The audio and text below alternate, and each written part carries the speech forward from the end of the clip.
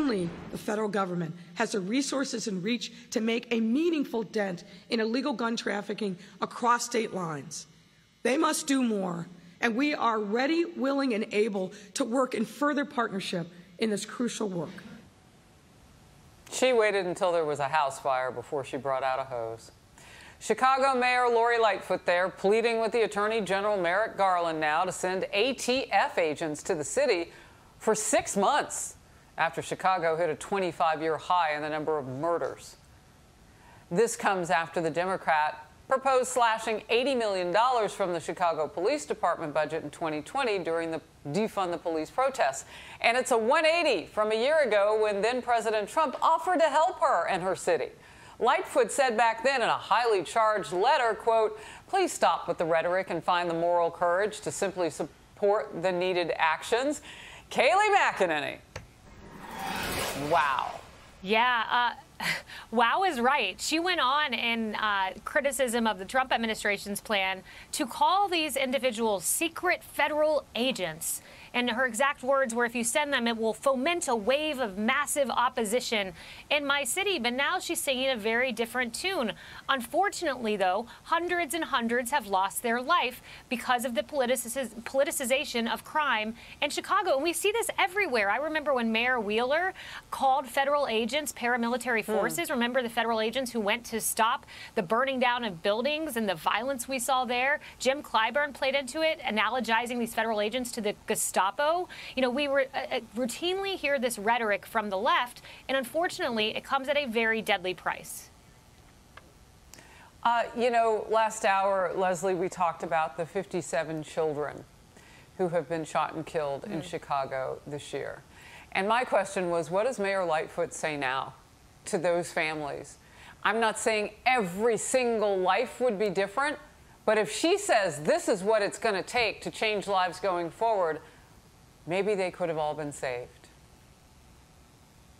I want to quote the mayor, because as you know, as a Democrat, I don't just say, hey, I'm going to support somebody because they're on my side of the aisle or part of my party. I call out people when I see it. But for people to say that she wanted to defund the police, that is not accurate. This is what she said, and I quote, she was actually, by people in my own party and the people of Chicago, she was chastised and criticized because she didn't want to defund the police. She was facing a $1.2 billion pandemic-induced budget shortfall, so she did not increase the police budget. And this is what she said, quote, "We're not doing that," when they said to defund the police, "that we have to fund both public services and we have to fund the police." What she's asking for now for 6 months from the BATF, the Bureau of Alcohol, Tobacco and Firearms specifically, is to assist with gun trafficking, which her sources are saying are very problematic in the city. And now the numbers are not what they were when former President Trump had offered the help to her at that time.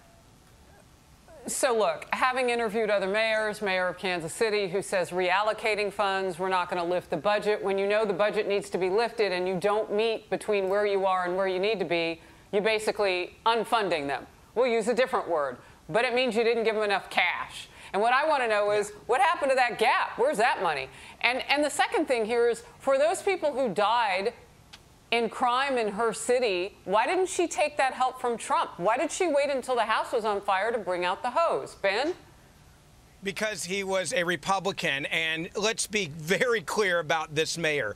If you say she didn't defund the police, she certainly dehumanized them, and she turned them into the bad guys, talking about them being undercover individuals like they're evil people that are going to come into the city and they're going to brutalize the people of Chicago. Just for the record, by the way, the same people that Trump wanted to send are the same exact people holding the same exact jobs this year. So if she was terrified of them when Trump wanted to send them, then if that's her standard, she should say no to them now because they're just as scary, because they hold the same jobs. The thing about her is this. She didn't like the fact that Donald Trump wanted to help because it meant that she was failing.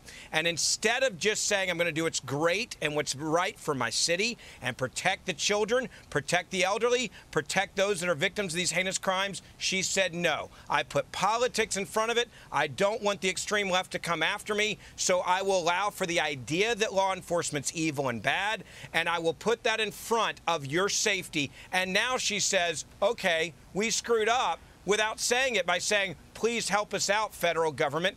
People are dying because of these decisions. And it's not just in Chicago. My hometown of Memphis, Tennessee, you have a mayor there, crime out of control. Robberies out of control. And you know what he said the other day? I'm not really worried about crime. I'm going to put a Ferris wheel as my top priority on the Mississippi River so that you won't look at crime. Leslie, I have to go back to you. I mean, when you hear that, what is your reaction to Ben? And the Memphis situation is a compelling example. Compelling is a gentle word.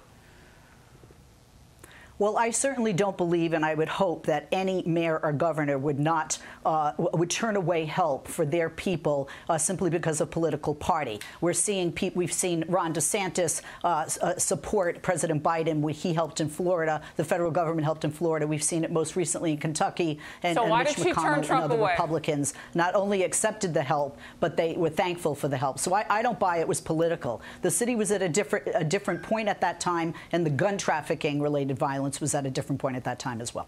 It's not true. All right. Anybody quick one? Lauren? It's just not true.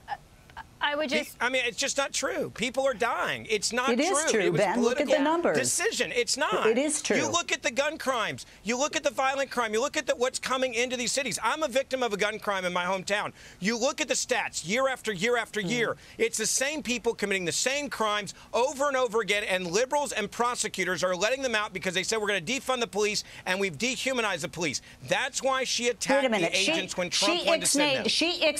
She ixnayed the electronic monitoring program because she found the recidivism rate among that segment of the population, the electronic monitoring, they were committing crimes while they were being monitored. She got rid of that. So she's actually being more conservative, and she's getting more grief from liberals on crime right now than she is from conservatives. Leslie, give me one policy in her tenure as mayor that she has done to lower crime in the city of Chicago. I just said it. She got rid of the electronic monitoring. That's not one. That didn't lower crime. It went up. The stats say that crime went up. No, that is not correct. Because it's just happened, we actually don't know that yet, Ben. Let's be fair. In a month or two, we'll know. FBI statistics or even say a few year weeks, over year, we will know. violent crime in Chicago has skyrocketed. The number of people that died has skyrocketed. The number of dead children has skyrocketed. You can't change the numbers. Particularly the category of homicide. No, bingo. You cannot. Okay, well, there was one crime that got lowered, I suppose. Jussie Smollett. That was in Chicago, right? I'm being facetious to move on. Lauren, we will catch you twice on the flip. How about that? No problem. Thank you. See you then. Great debate.